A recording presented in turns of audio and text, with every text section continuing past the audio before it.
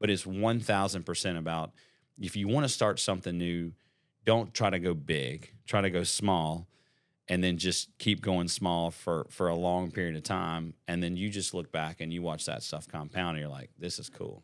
Welcome to the In the Arena podcast. My name is Jared Miguez, a co-host on this podcast that brings you the inspiring stories of our clients who are leaders and innovators across different industries in Southeast Louisiana.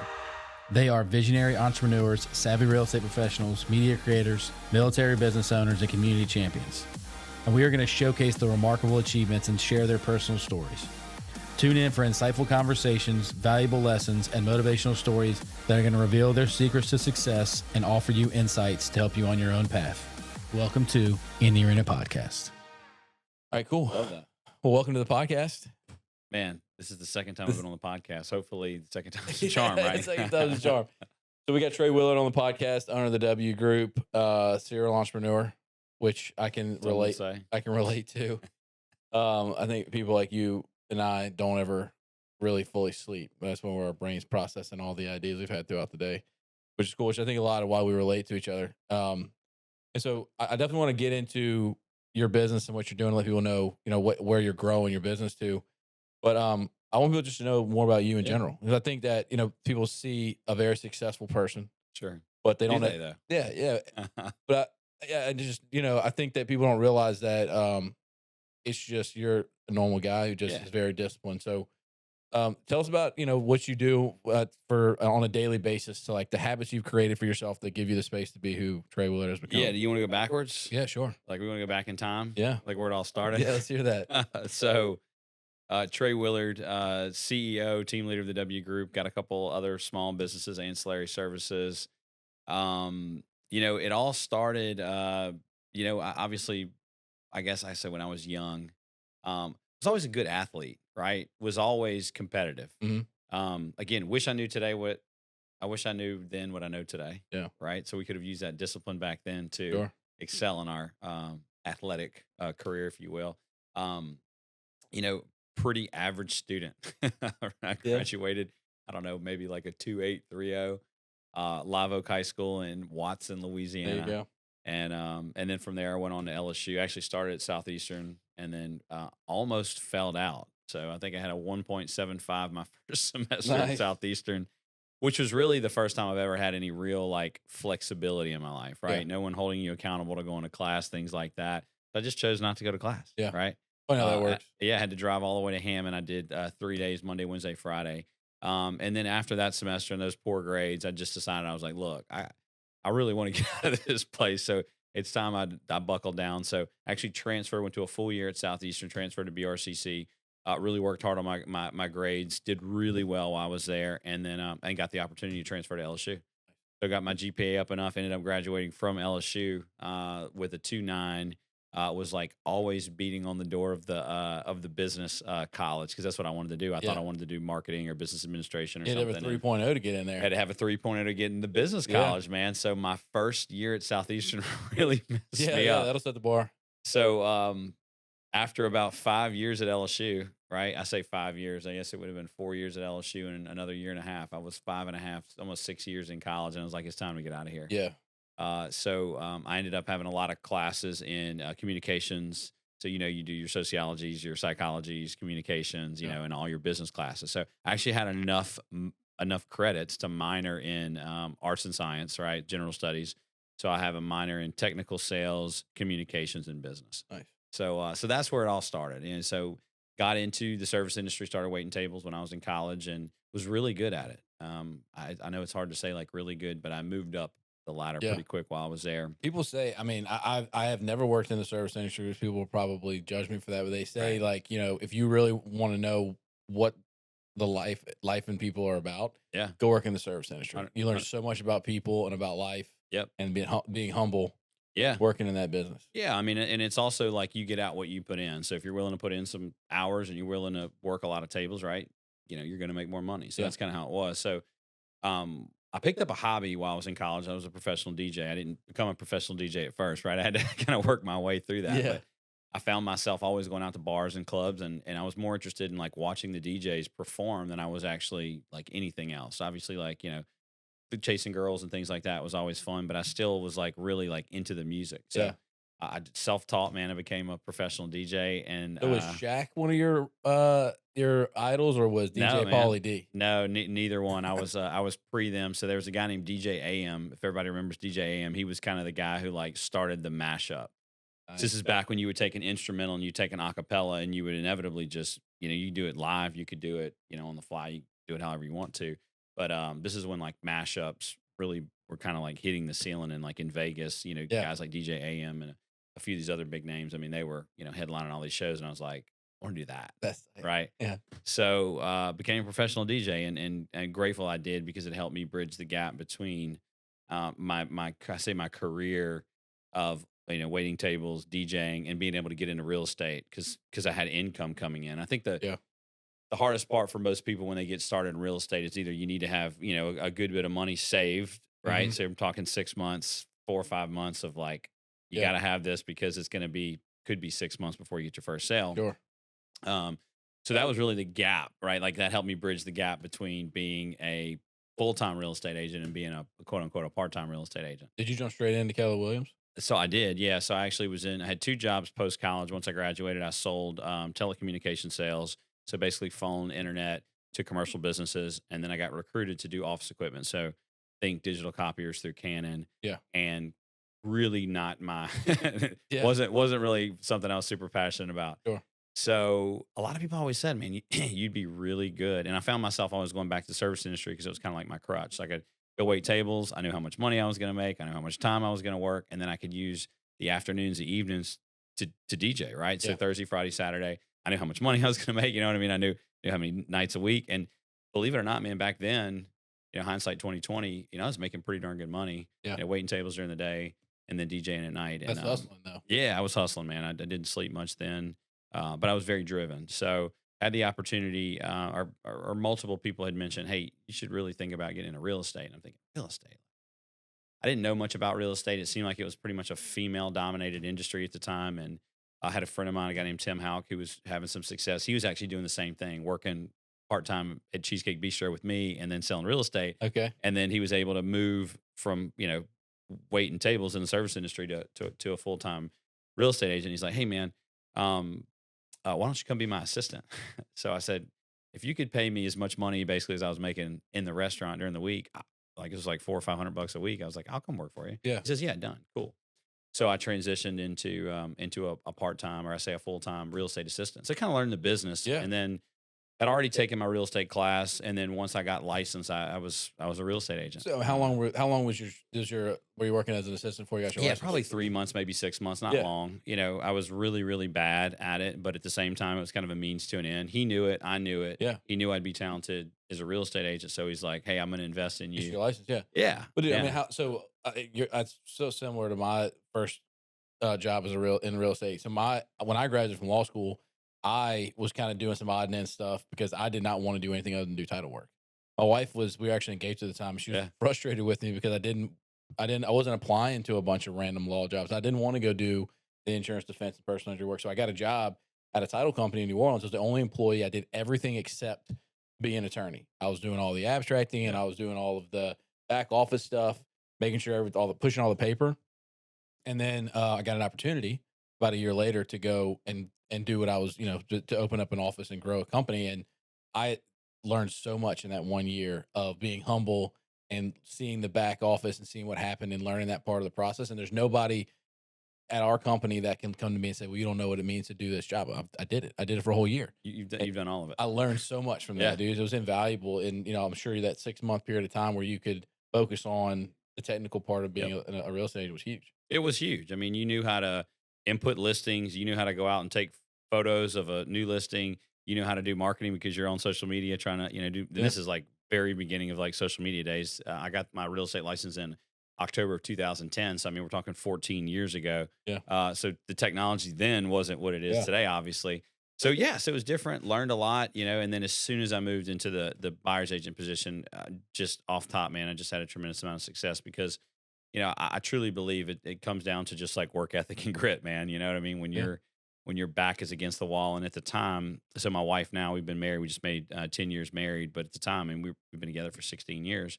she had just had a baby, and I think that for me was like kind of the wake up call that I needed, that it was like, it's time to grow up, time to maybe think about putting this DJ career aside and really focus on making real estate kind of your main thing. And that was what I did. But you love it. Yeah. Kids, man, they'll Kids. motivate you for sure. Yeah, they will. So, there's something, and I didn't realize this until you just said it, but there's that idea that like, I think it was like Coach Belichick. They always talk about how all the coaches that have kind of come through his system and then end up being head coach themselves. Yeah.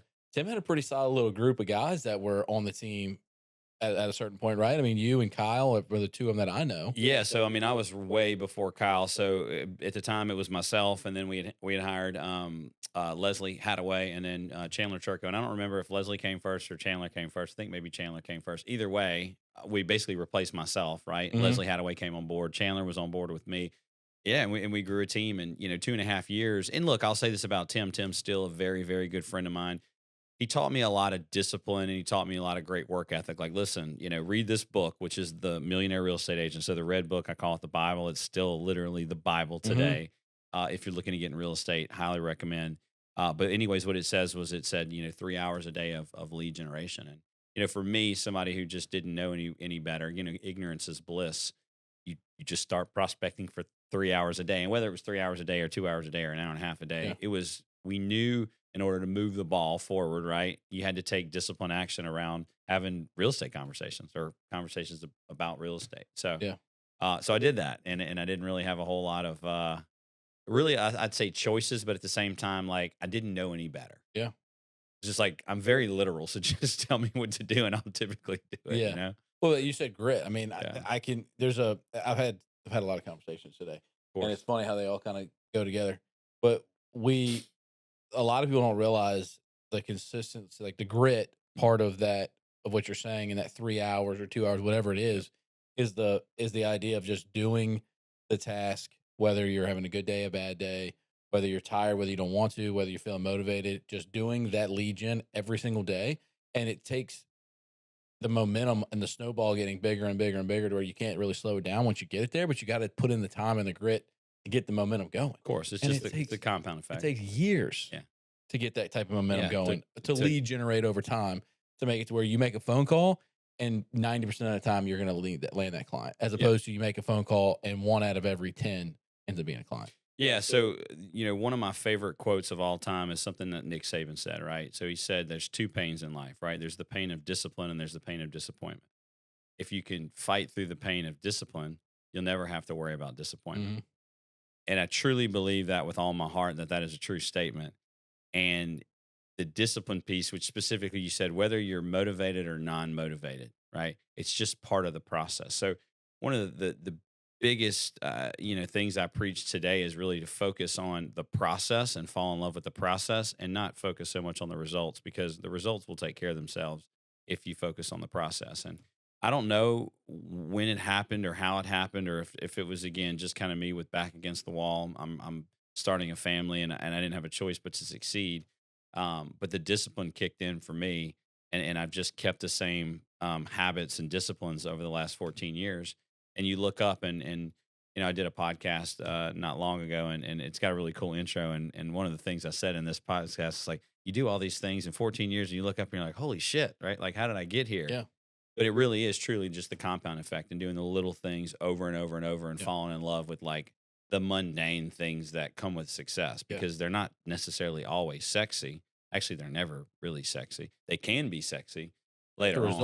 The result is. That's correct. So I have a concept I want to throw out and see how you feel about it. So everybody, or not everybody, a lot of people go through these cycles of like going to the gym and putting in an hour and a half and then getting burnt out, and then they take some time off and they go back to the gym. They try to, it's always going 100 miles an hour, and they end up having setbacks. And so one of the things me and my wife talk a lot about is creating a baseline for your life, right? So if your baseline is sitting on the couch every day and never exercising, you're gonna feel a certain way, you're gonna look a certain way. It's just gonna be who you're gonna be.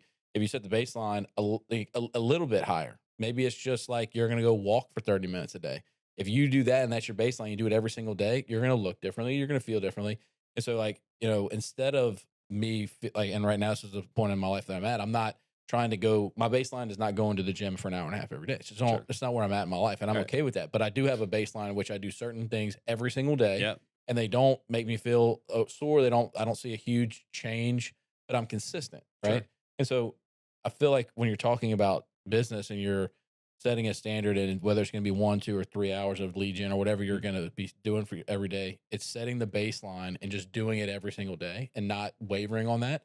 And over time, you end up seeing results. It might not be immediate results, Never is. but it's going to be life-changing results if you can keep doing that for a long period of time. And not saying you won't see quick results, they'll just be inconsistent. Yeah. You know what I mean? You could go and meet with a client, sell $1 million house, big commission check comes in, life is good for a little while. But if you don't continue to do the things that built the pipeline, the 25,000 or whatever is gone. And you know what I mean? And here you are riding the entrepreneur roller coaster of, I got to do all the things that got me busy and then stop doing the things that got me busy when I'm, you know what I mean? When the pipeline's full. Yeah. I love what you just said. There's a book called How to Live an Exceptional Life by Jim Rohn. Mm-hmm. And he tells that exact story. He actually uses literally getting off your couch and going to walk for 30 minutes a day. There you go. As a discipline that you can create. Yeah. Right. And I had this conversation with my daughter. My daughter's 14 years old. She's a freshman and she's going through this fitness journey, right? She really wants to tighten up and lean up, and she's going all in. And one of the things I told her, I said, Rowan, I said, baby, what you have to do is you're going to burn yourself out if you go 100 miles an hour. So why don't you just kind of start slow and let's just take like a few little small changes, right? And let's let them compound and add up. And then before you know it, you know what I mean? You've created these disciplines and these habits in your life. But I'm a big believer in exactly what you said. You can't go all in on something 100 miles an hour because you will burn out. Yeah. So it's just making those small little tweaks and being committed to making those small little tweaks and not having necessarily like a timeline or a result like that you're like so focused on that if you don't hit it, you get discouraged and you give 100%. up. You know what I mean? So like for me, it's progress over perfection. And I think as long as I'm making progress and I can see the progress, if it's health and fitness, I can look in the mirror, I can get on a scale, right? We have to track and measure, you know what I mean? Whether that's the amount of calories, you know what I mean, that we're putting in our bodies. And you know me, I could talk about this kind of stuff because this is the stuff I'm passionate about. But it's 1000% about if you want to start something new, don't try to go big, try to go small, and then just keep going small for a long period of time. And then you just look back and you watch that stuff compound and you're like, this is cool. Yeah. My buddy Jason Navarre, he talks about what's called an anchor habit. And so his anchor habit idea is that if you have a habit that you do every single day that you're like, that you can't live without, and you want to adopt a new habit, attach a new habit you want to form with an anchor habit that you already have. And so like my anchor habit is that I shower every morning before I leave my house. It's just like a thing. Same. I cannot leave my house. Like most people shower, some people shower at night. I cannot get up and leave my house without taking a shower in the morning. And so I really wanted to add some fitness to my morning. And so I started doing push-ups before I get in my shower. And so my habit was getting in the shower. I wanted to attach doing some push-ups to that. And now I cannot open the shower door without getting down and doing 30 push-ups before I walk in the door. I mean, that's a really good habit. Yeah, so I attached it to that. So like I've done 30 push-ups every single day for like probably 3 years now. Yeah. And it's just, again, my baseline is I do 30 push-ups a day as part of my routine. And so I'm not necessarily going to the gym for an hour and a half in a day in one sitting, but I will check off the boxes of my fitness routine throughout the day and attach it to different things. And it allows me to be able to do my busy life that I have right now and do the fitness that I need to do to stay healthy. Yeah. Everybody has to figure out like what their thing is, right? What do they truly want? This is a time of the year when we're doing a lot of business planning. Mm-hmm. And I've had the most success by really allowing myself to just freely like unfilter, write down all the things in this world that I want, right? I mean, get as crazy as you want. Like I wrote a plane. Now you asked me 2 years ago if I thought I'd ever own a plane, the answer would be no. But today, like what's owning a plane, right? Like there's a certain level of income, or do I go get a Wheels Up membership or something? You know what I mean? Like, but it's just like little things. And again, as you break through limiting beliefs or ceilings, you raise your capacity, raise your capacity, raise your capacity. And that's one of the things that I'm really encouraging like my team to do through this business planning is like, what do you want? Yeah. Like it doesn't matter what it is, but you've got to get really, really clear, like a tremendous amount of clarity on what it is that you want. and then you inevitably just build your plan from there, right? You reverse engineer it.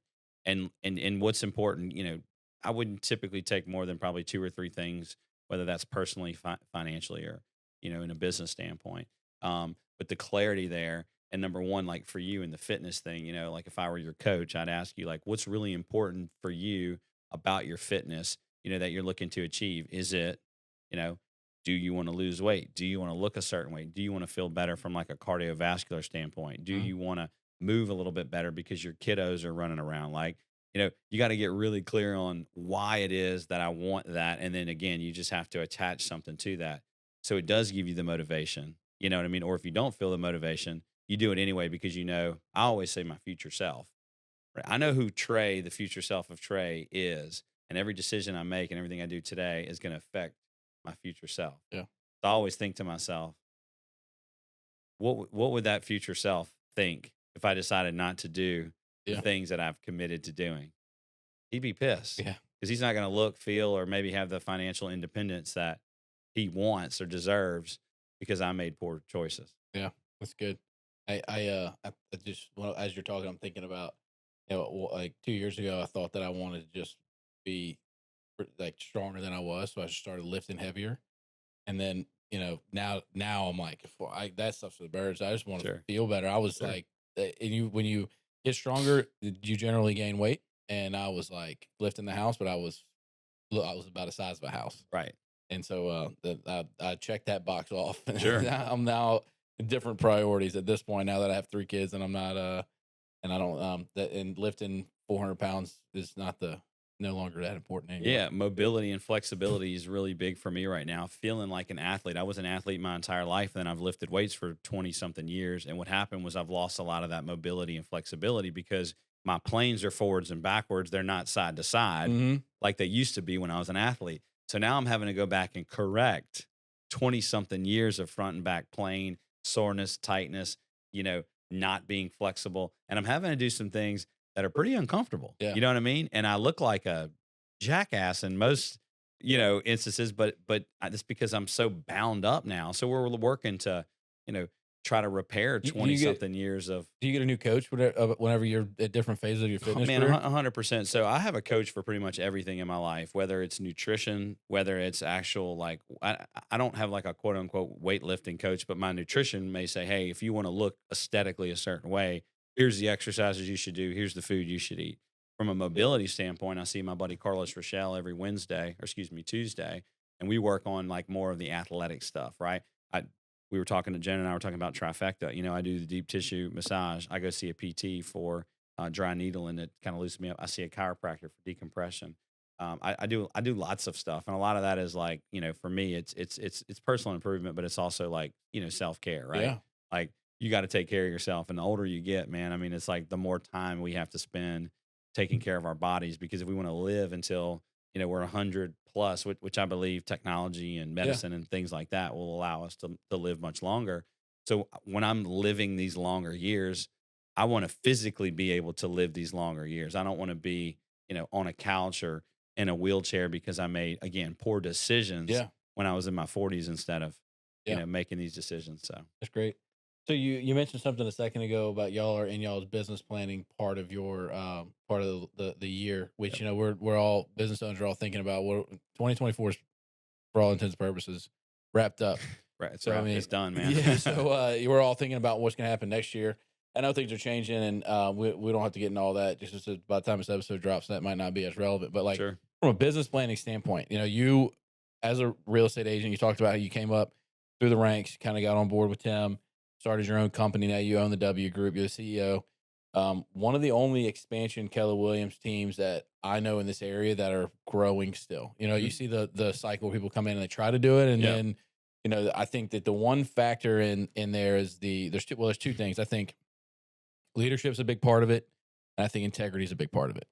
And we'll those happen to be 2 of the Arena Collective's values. But I think leadership is important. But I think that ultimately, and we can talk about integrity first. Yep. I'm certain that, and I haven't seen it yet as in my business career, anybody who has any lack of integrity that's able to stay at the top of the mountain for any extended period of time. Yep.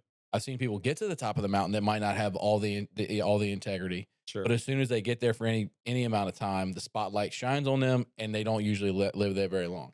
So, what does integrity mean to you? Yeah. So the core values for the W Group, number one is embrace discipline and accountability, right? Which we talked about before. Number two is act with integrity. Number three is teamwork. Number four is growth oriented. And number five for us is creating raving fans, right? So that's a core value. So I'm really glad you asked that. Awesome to see that we have the same values in mind. So integrity, right? Doing the right thing, number one, all the time. Treating people the way you want to be treated in return, right? We've created a brand that I'm incredibly proud of. And when you're out there and you've got the W on your chest or the W Group on your hat, you know what I mean? Like people see that. And the goal is you've got to live, right? Like this is, I'm proud to put this on and I've got to act with integrity, doing the right things for your clients, right? I mean, we have a fiduciary duty to our clients to do the right thing, whether that's buyers or that's sellers, right? Fiduciary duty to other agents, right? Yeah. Like that we're working with when we're co-oping with other folks. Like we want to walk away from that transaction and be like, man, I really enjoyed working with that real estate agent. They didn't do anything unethical. Mm-hmm. They were really like held themselves to a high standard. And that's kind of what I look like is like integrity, like do what you say you're going to do, follow through on your commitments, right? Like treat people the way you want to be treated in return, I think is really kind of like a lot of the principles for me come from like the Bible, you know what I mean? Like the book. Mm-hmm.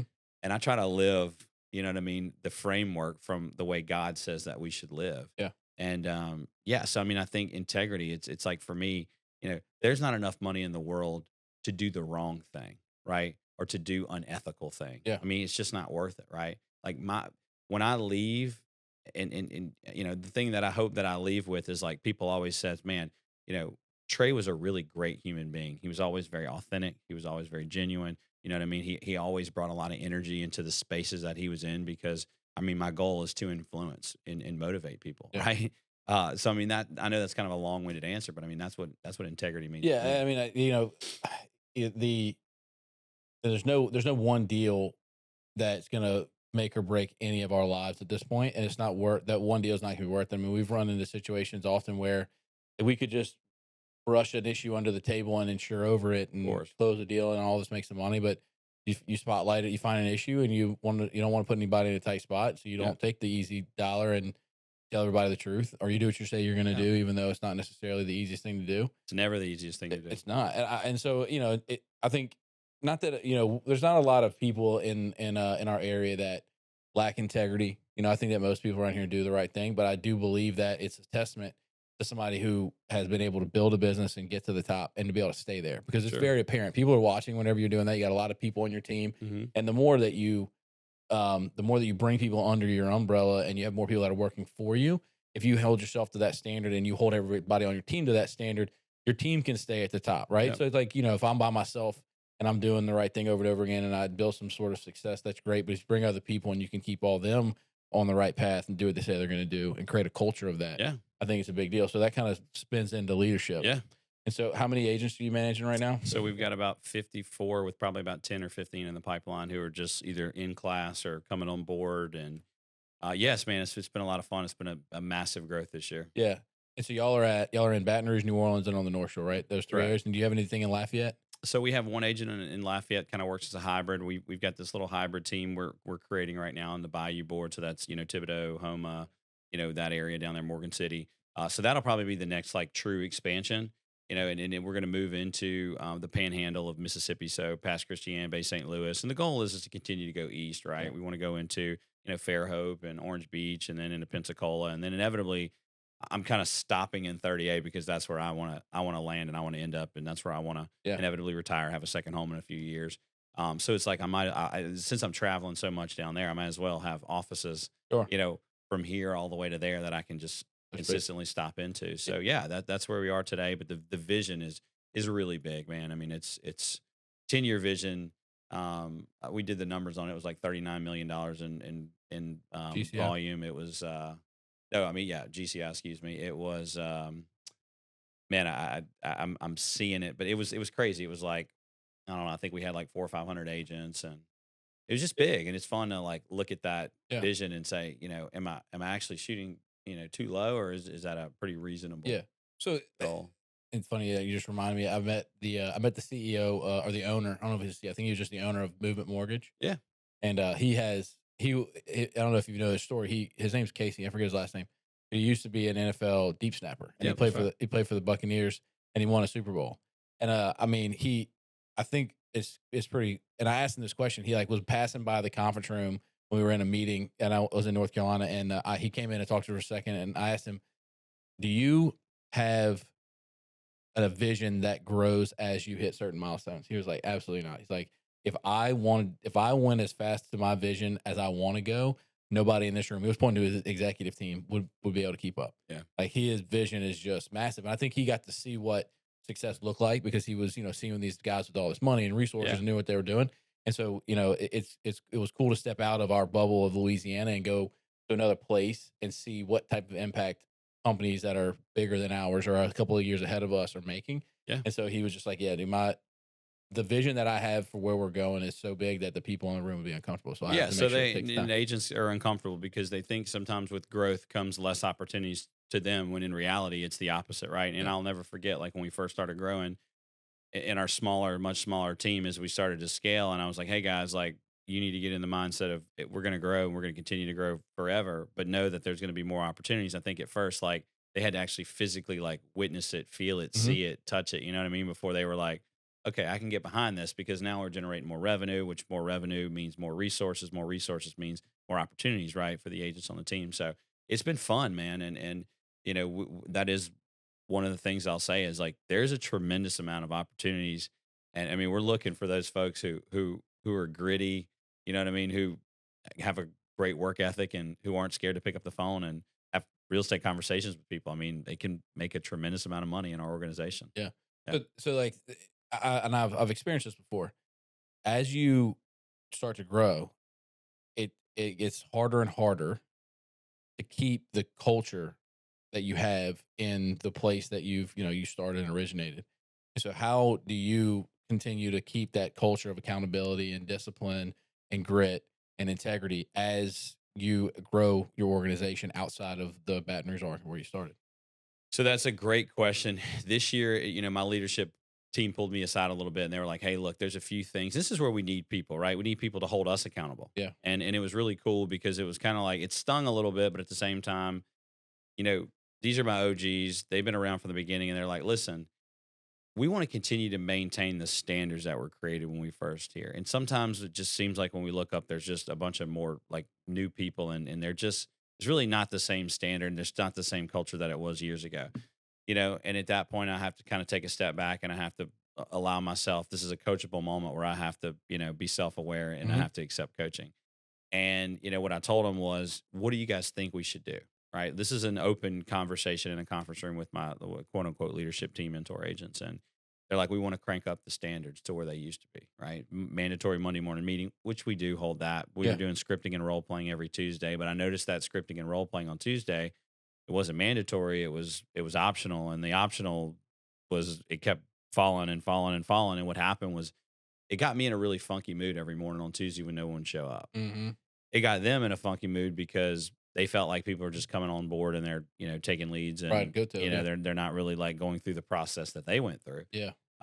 So we actually raised our standards the last, like, I'd say it was probably the last 60 days and it's had an insane impact. So number one, you have to constantly refine, Yeah. right? You need to listen to your peers, to your employees, to your leadership team. Take what they say. You can't implement everything everybody wants. It's just can't make everybody happy, unfortunately. Um, but we did that, right? We made some changes, and one of the things as far as like culture goes, I think there's a lot of people here are here for me and for my leadership. So just making sure that I'm present, I'm with them. You know what I mean? So like today, here we are. We're on the North Shore. I was in New Orleans this morning for my team meeting there. So every Wednesday, I'm alternating. One Wednesday I'm on the North Shore. One Wednesday I'm in New Orleans. And what we try to do is like team things. We just had our team business planning.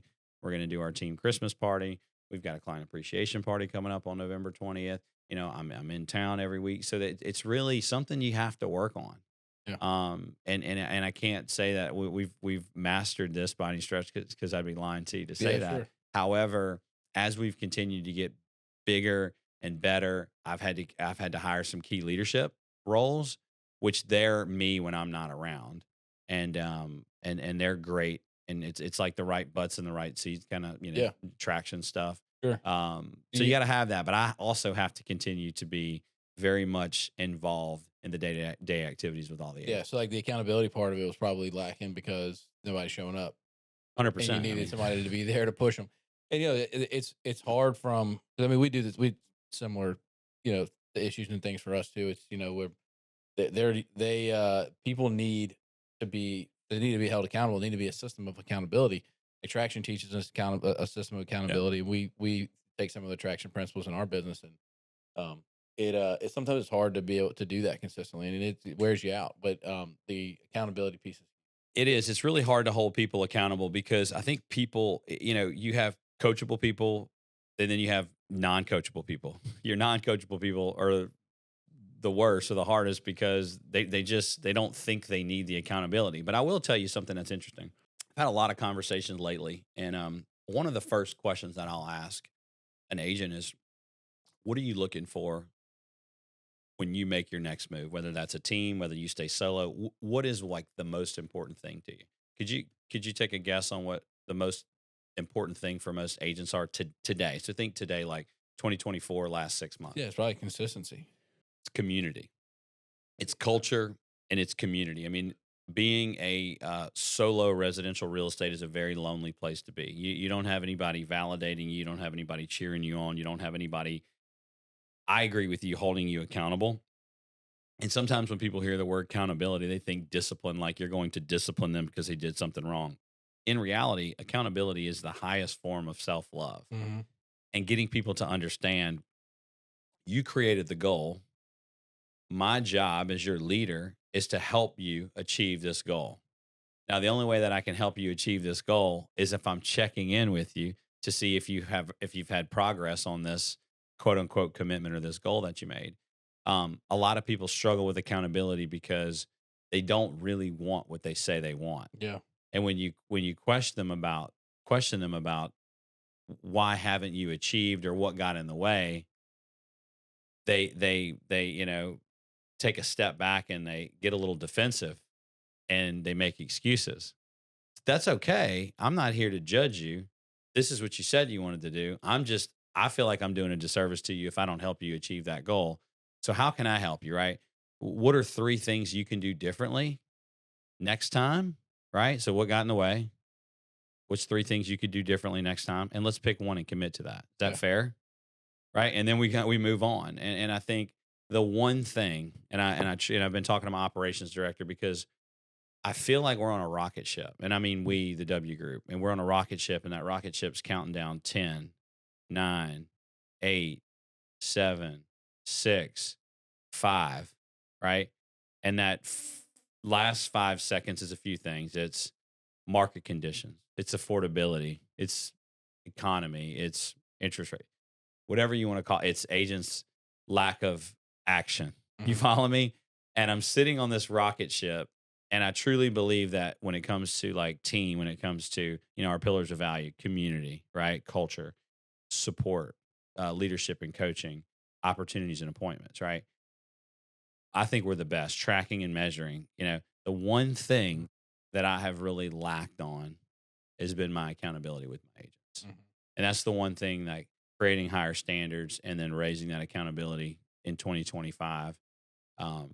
Because I think this is just a limiting belief. If you're too accountable, people leave, right? Because you're quote unquote micromanaging or managing them. Yeah. When in reality, they need to buy into the fact that this is what you said you wanted to do. I'm here to help you achieve that. Let's work through what the obstacles are. And at that point, you have to be very self-aware. You have to be very coachable. And obviously, you have to be very committed. So when you're recruiting an agent, though, you're asking them what their goals are. I mean, if their baseline is not enough to satisfy what your goals are for your organization, they're not a fit for your team, right? That's not true at all. So whatever people want in their life, so what I determine as success may be different from what you determine success. Okay. For me, as I get older, I need a little bit less. I want a little bit more time with my family. probably a little bit less time working. There's some investments and some things that I'd like to knock out. But at the end of the day, right, like success for me is really like being able to be home more, being present more with my family, making memories with my family, traveling with my family. You know what I mean? We're building our dream house, like being home, spending time with them. Like that's success for me. Now, my agent may have a success of I'm content making 30 or $40,000 a year. I enjoy what I do, and I have enough flexibility where I don't have to be somewhere for a certain period of time. They can kind of create their own idea of what success is, and I'll support it. Now, if their goals or their level of success doesn't hit quote unquote the team's goal, we just need to go get more people. You follow me? So it's just math, right? I mean, we know 660 units next year as a team. It's $211 million in actual volume. It's $5 million in GCI, right? And the goal would be for us to net $1 million, which is roughly 20% of five. Is it 20 or 25%? Either way, that's the math, Yeah. right? So in order to get to that 660 with our average sales price with us doing, I know my cost of sales somewhere between 60 and 62%. I mean, like, I've got this stuff dialed in. It's just a math equation, Yeah. right? Right now, agent productivity per person is roughly 1 unit per month. I've got 50 units. I got 52, 53 agents. Guess how many units we're putting under contract right now on average? On a month. 50. 50 You know one what I mean? agent. 50 to 52. But you got it, one. So some of my agents will do multiple. Some of them will do 0. Some of them will do 1. So with your 50 agents, you should be able to get to that number, 600 Well, or so units. no. We need about 65 to 70 to get to where we really need Per to agent. get to. Yeah, no, just agents on the Okay, team. I got you. Because if to get to that level of production, we're doing somewhere between 45 and 50 closed units per month. We need to be at 70 to 75 units closed per month. Gotcha. I'm still very much involved in production, and at some point, like I want to kind of pull myself back to focus more on CEO level, responsibilities, and less going to buyer appointments, listing appointments, things like that. So, yeah. So when this is a concept me and somebody was talking about the other day too. It's making sure, like, asking your team what their goals are, and from a production standpoint, it's clear, at least for me, because that's the way my brain thinks. Like, okay, if I know that if you want to make X amount of dollars, you need to generate X amount of deals. So it's going to close this many, and if you have an average sales price and income of this, then you'll make that much money. Math. It's simple, but like from a team member that's an operations person. Yep. How are you having those? Are you doing the same business planning and goal setting with those people as you are with your producing agents? Yeah. So like I told my ISA the other day, like we sat down and we kind of went over what his goals are, right? And his goals are based on like his key performance indicators are very different from the agents. He's setting appointments for the agents. That's his goal. He's got a certain amount of he gets paid a percentage of the commission on the deals that he puts together. He also gets a salary. So like we kind of talk through, he's also licensed. So he may want to do 2 to 5 of his own personal transactions throughout the year. Tell me what I need to do so you feel like you're fulfilling your goal. How can I support you in this? Yeah. Operations director is the same thing, right? Like we're looking at this as a whole, as the team. So what is he responsible for on that total team goal? Same thing with my marketing director. Like we all have certain things, things like marketing director is really focused on is, email marketing is huge for us. Social media marketing is really big for us. Reviews is really big for us. Blogging and creating like more organic SEO is really important. Those are the only 4 things that he is responsible for. So I'm a big believer. And again, the clarity, these are the things that you need to focus on. There needs to be some accountability held on this. We do follow the traction, which we do a quarterly offsite, right? And we do a yearly offsite. And then we're just checking in with each other on like, here's what you're responsible for. Here's what you're responsible for. Here's what I'm responsible for. And we're all holding each other accountable to those. So from a leadership, as the leader of the organization, y'all set your annual goals. So y'all done that, right? So when are you going to come back and touch base with them again? So my goal right now is I'm meeting with everybody on my team right now before the end of the year. They're all going to present their business plans. Because one of the things is like, you can sit there and meet. We can do a full day workshop. They can halfway fill there, but we've got to have some accountability around, did you finish it? Let's go over it together and let's make sure this is really what you want. Yeah. So right now, my operations director and I are kind of splitting some of that in half because again, there's so many people, and I've got, Stan and Blake, on the North Shore and the South Shore really helping me, just kind of circle back with their agents. And I tell my agents, right, I will pour into you as much as you want, as long as you reciprocate with me. Meaning don't show up for a one-on-one and not be prepared. You know what I mean? if I'm going to take my time out to visit with you, I want you to be prepared. Yeah. Right. So I want to meet with every one of my agents before the end of the year. I want to see their plan and make sure their plan is in alignment with what they really truly want. And I can figure that out pretty quick by asking a few questions. Yeah. And then from there, what we're going to do is we're setting up a quarterly accountability to make sure that they don't get too far off, because the 12-week year is really, really a great book, and I would recommend everybody. And what it does is it says not necessarily you're chunking everything into quarters, but you're chunking them into 12 weeks, and then week 13 is stop, relax, rest. What's the next goal for the next 12 weeks? And then on week, call it 14, right? The new 12-week cycle starts. Yeah. And it's really a cool thing because it all does come back to accountability, because if you have leading and lagging indicators, right? Which the lagging indicator is the goal. So if the goal is 12 months out and you start in January, and it's like, I got to sell 2 houses in January to hit my 36 or whatever it is, 36, call it, and at the end of December, but I don't hit my 2 for like the first, call it 3 months, I'm 6 behind. That means I still got to get 36, but it's like, I still have so much time to make up for that. So when you chunk them into the quarters and you only focus on the quarter, so your lagging indicator is actually just, it's not as lagging. It's still a lagging indicator, but instead of it being 12 months out, it's only 3 months out. Yeah. Then you focus on that, and you're making sure you're doing the daily activities to hit those quarterly goals instead of waiting. Because you get behind here, paralysis starts to set in, and guess what happens? Wait till the next year comes. Yeah, and you're nothing back happens, in the same boat. right? You find yourself way behind, and you just throw in the towel and quit. That's been a huge thing for us this year, is readjusting and helping set new quarterly and annual goals. It's funny, you can people hear the theory of goals, and we've spent 2 years, and this is just behind the curtains of Arena. We spent 2 years setting annual goals. Yeah. And then, from a leadership standpoint, the 4 of us, all gung ho about it. We all have our different departments. Yep. And we're all rolling and we're hitting our goals. But what we've had a hard time communicating through the ranks of our business is, how do you break down the goals so that everybody's contributing to that? Everybody that wants to contribute is contributing to that. And people are like, well, why do I need to set a goal? My job is to come in and do this task every day. Or why do I need to set a goal? That y'all already set the goal. And the way that I've broken it down recently is that if you understand what our goals are and you have your own individual goal that is going to help us get where we're going, that is you having opportunity for growth and showing initiative and making your impact on the organization. You were hired on day 1 to come in and push these 10 buttons in this order every single day. Yeah. But we hired people who understood what leadership was, and they wanted to create a legacy for themselves and their family, and they believe that this is the vocation that they were created to do. Sure. And if you believe in those 3 values the way that we do, you're not only coming here to push those 10 buttons in the same order every day, it's to actually further what we're trying to accomplish and being a place where people can accomplish all their goals and dreams, either as an employee or a client. So what are you going to do to contribute to that? And that is your quarterly and annual goal.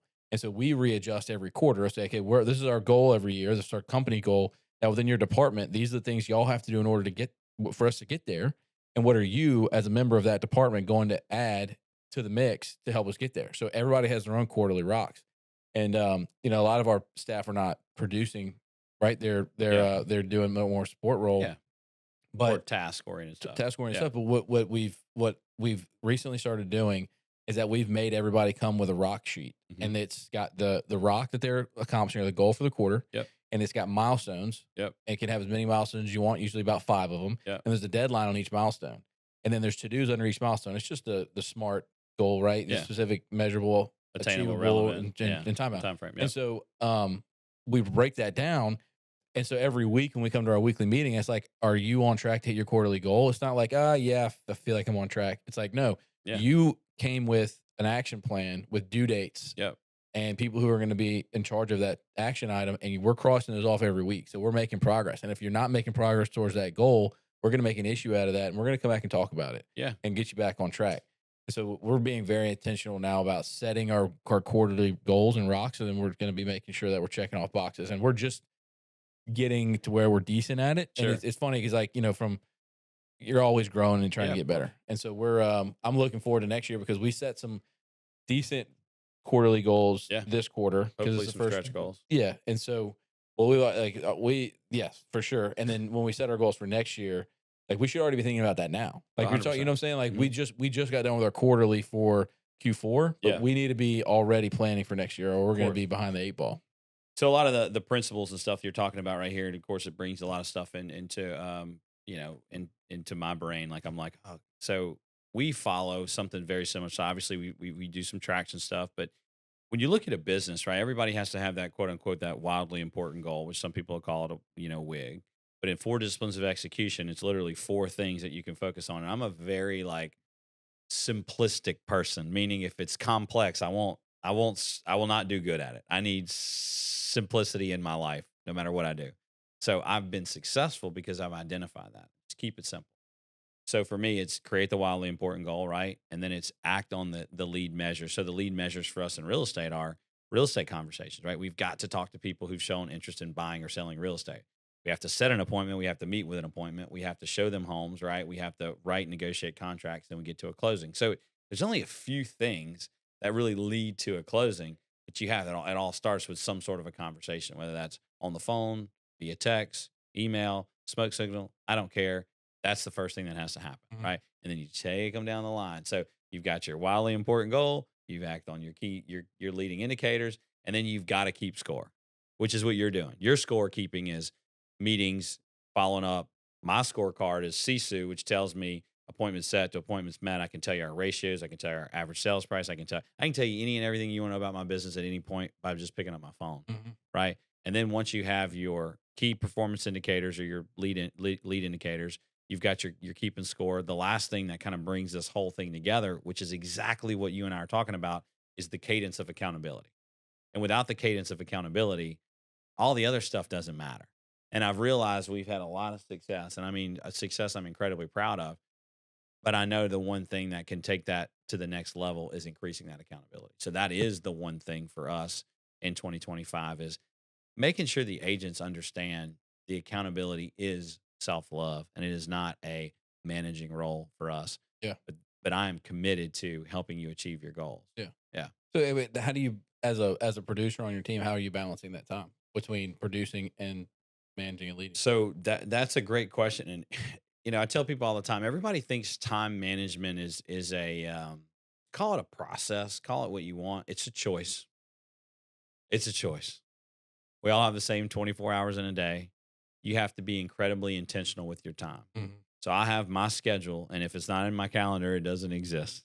So if you pull up my calendar at any given time, you will see everything throughout the day. And of course, I have what are called buffer blocks, and this is like 12-week year stuff. Those buffer blocks are meant to be in there for the things that just come up. Yeah. Right. You've got to be a little flexible. But I have 2 1-to-1s. Actually, I have 3 1-to-1s on Thursday. They're in my calendar, right? So I'm filming Thursday morning on a topic. We're talking about property taxes because guess what? End of the year, people are getting a property tax bill. It's an assessment year. Everybody wants to know what's going on with property taxes. I'm going to do an educational video on that. I'm going to film that. We have an accountability call with our newer agents on Zoom. I have 2 1-to-1s. I've got a meeting with a financial guy, and then I've got a third 1-to-1, right? So that's my day on Thursday. And then I probably have a few other things to do there. Today, right? I drove to New Orleans, right? We had a recruiting call with my leadership team this morning while I was driving to New Orleans. I did a 1-hour team meeting. I ate lunch. I came here. You saw me. I was sitting down. You know what I've been doing the last 2 hours? I've been cleaning up my database and doing a database audit because it's the end of the year, right? We've got some cool technology called Fellow, which we're doing, it's home valuation, AVMs. And I'm just, look, it's my equity check-in annually for my people. I'm letting them know this is what your house is worth today. Did you have any questions, right? It's just, how do I come from a place of value? Because he who brings the most value to the marketplace, right? They create the most worth. Yeah. And that's just my message constantly. But it's all about time management. It's all about making the choice, right? And being very intentional with your time, right? I go to the gym every day, right? I eat incredibly healthy. Most of the time I'm eating out of a Tupperware container, right? Those are choices that I make, right? And that's where the discipline comes in.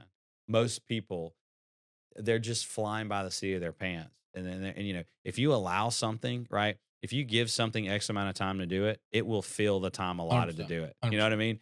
So if I only give myself 30 minutes to meet with a team member and that 30 minutes is up, however far we have, I have to shut it off and I have to move forward, right?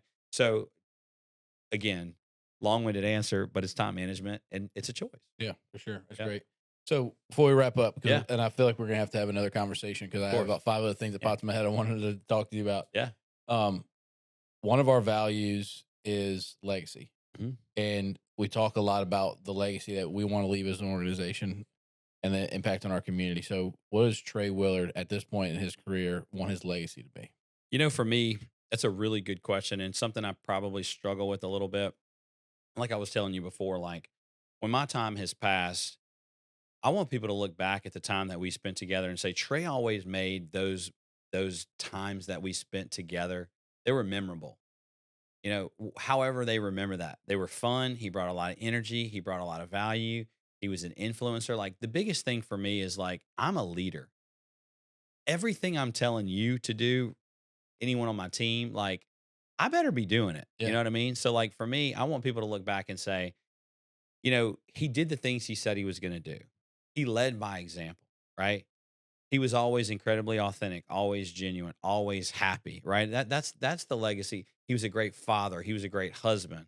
You know what I mean? He was a great leader. He was a great influencer. He was a great motivator. I mean, those are the things that I want people to look back at me because I searched for the longest time, man, to really figure out like what my purpose was, right? And as we start to look at like vision, mission, values, purpose, those are things you've got to like remove yourself, go to a quiet place, you know what I mean? And really put a lot of thought into that, a lot of prayer, a lot Yeah. of meditation.